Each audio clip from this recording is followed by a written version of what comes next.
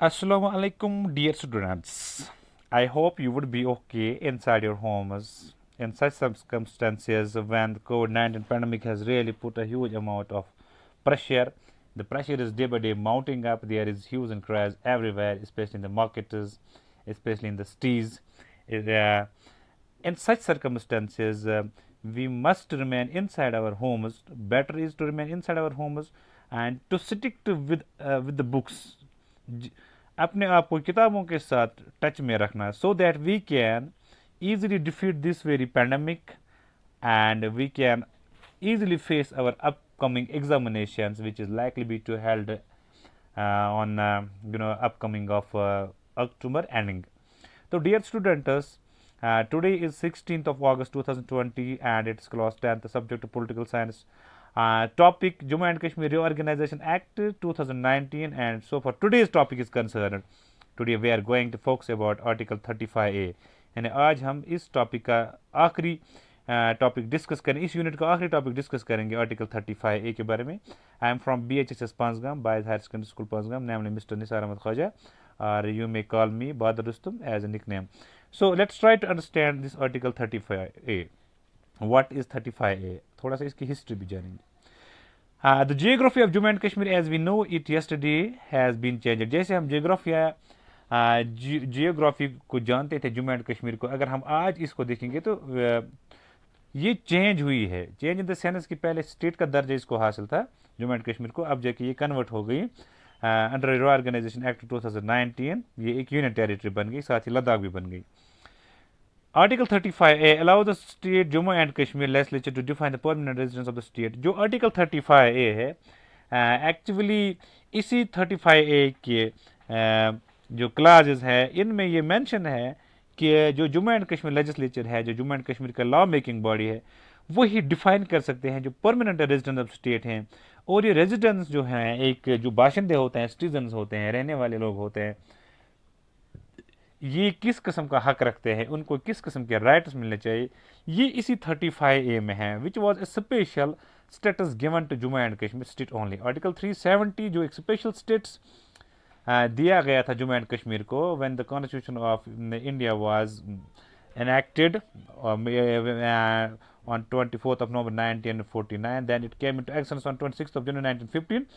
और जब Jammu and Kashmir constitution को बनाया गया था 1954 we can say actually sorry 17th of November 1954, और फिर 1956 से इसने 1959 से इसने फंक्शन करनी शुरू की थी. तो यहाँ पर हम इस चीज़ को देखने की कोशिश करेंगे कि it was inserted through the constitution application to Jammu and Kashmir. एक प्रेसिडेंट ऑर्डर निकला था इस आर्टिकल 35A के लिए. ऑर्डर 1954 में जो प्रेसिडेंट थे उस वक्त डॉक्टर राजेंद्र प्रसाद, तो उसने एक ऑर्डर इशू जारी किया था पास अंडर आर्टिकल 370. आर्टिकल धारा 370 में ये के रिलेटेड ऑर्डर था on the advice of the Pandit Jawaharlal Nehru, the then prime minister and the union government. जो इस वक्त उस वक्त मरकजी सरकार को चलाते थे, जो सेंट्रल गवर्नमेंट के हेड थे, प्राइम मिनिस्टर थे, first prime minister we can say Pandit Jawaharlal Nehru. तो वो उसी की एडवाइस, उसी के रिक्वेस्ट के बिना पर प्रेसिडेंट ने एक ऑर्डर इशू किया 1954 में, जिसमें ये आर्टिकल 35A को मेंशन किया गया.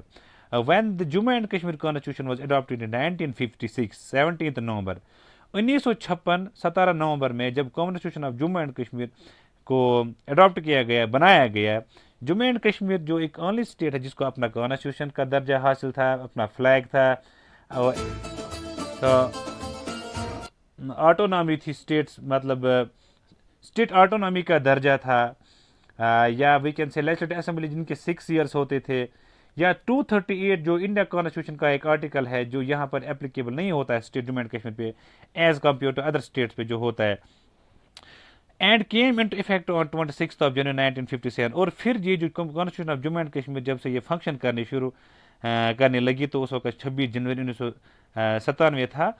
इस 1954 ऑर्डर के तहत से इसमें क्लियरली डिफाइन है क्या कि it defined a permanent resident as someone who was a state subject on May 14, 1954. इस 35A में ये मेंशन है कि एक जम्मू एंड कश्मीर का परमानेंट रेजिडेंट वही है जो मई 14 तक यहाँ पर रहता था। 1954 14 मई 1954 तक जो लोग यहाँ रहते थे उन्हीं को इस स्टेट का दर्जा, स्टेट का बाशिंदा माना जाता था। और who has been a resident of the state for 10 years, या वो शख्स जो जम्मू एंड कश्मीर में 10 साल से रहता हो। And has lawfully acquired immovable property, और कानून के तौर पर जिसने अपनी एक इमूवेबल प्रॉपर्टी बनाई है। सो अंडर दिस क्लास, इस क्लास के तहत no outsider can own property in Jammu and Kashmir और गेट अ स्टेट जॉब।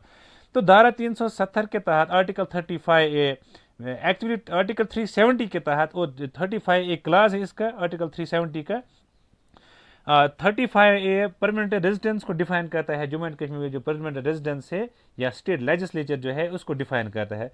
लेकिन इस आर्टिकल 370 के तहत से जो एक क्लास है 35, इसमें आउटसाइडर का कोई भी यहाँ पर प्रॉपर्टी नहीं खरीद सकता, या तो वो इस स्टेट का जॉब हासिल नहीं कर सकता। आर्टिकल 35A के तहत से जो राइट्स हमें मिलते थे, या जो 370 के तहत से हमें राइट्स मिलते थे, जैसे हमें स्टेट का अपना कॉन्स्टिट्यूशन होता था, अपना एक फ्लैग होता था, जिसके बारे में परसों मैंने आपको डिटेल डिस्क्रिप्शन बताया कि नेशनल फ्लैग की इसकी ओरिजिन कहाँ से है, तो क्या हुआ था एक्चुअली, कौन सा मैसेकर हुआ था श्रीनगर में। एक इंटरनल एडमिनिस्ट्रेशन हम चलाते थे, अपना स्टेट ऑटोनॉमी जिसको हम बोलते हैं। एक लेजिस्लेटिव असेंबली हुआ करती हमारी, जिसकी टर्म 6 ईयर्स होती थी। और आर्टिकल 238 एक्चुअली जो एप्लीकेबल नहीं होता था स्टेट जम्मू एंड कश्मीर पे as compare to other Indian states. लेकिन जब Jammu and Kashmir reorganisation act बनाया गया रिसेंटली इन 2019 वीकेंड से, और 31 अक्टूबर से इसने फंक्शन करनी शुरू की, जो सेंट्रल के बहुत सारे जो लाज है एक्चुअली जो which are applicable for the other states as well, अब ये जम्मू एंड कश्मीर पर भी वही कायदे कानून जो है आयद हो गए हैं। अब हम भी सेंट्रल गवर्नमेंट के अंडर आते हैं, और यहाँ पर जो है लेफ्टिनेंट गवर्नर जो है ये एडमिनिस्ट्रेशन अभी चला रहा है। लेकिन एक खुशकिस्मती की बात यह है कि हमारा स्टेट लेजिस्लेचर अपना है इस आर्टिकल के तहत से 2019 Jammu and Kashmir organisation act के तहत। लेकिन जो लद्दाख का स्टेट लेजिस्लेचर नहीं है। जम्मू एंड कश्मीर का उन्होंने अपने लेजिस्लेचर रखा है, यहाँ पर लॉ मेकिंग बॉडी हो सकती है। और जो लद्दाख जो है it is directly under the control of president, और प्रेसिडेंट जो है वो डायरेक्टली कंट्रोल तो नहीं कर सकते। अब प्रेसिडेंट ने यहाँ पर इनको पावर जो है वो अपना गवर्नर को दिया है, वो गवर्नर जो है वो ड्यूटीज़ को लुक आफ्टर करता है। तो I think this 35 is no clear. Thanks, have a nice day, take care, खुदा हाफिज, stay safe, stay inside, stay safe.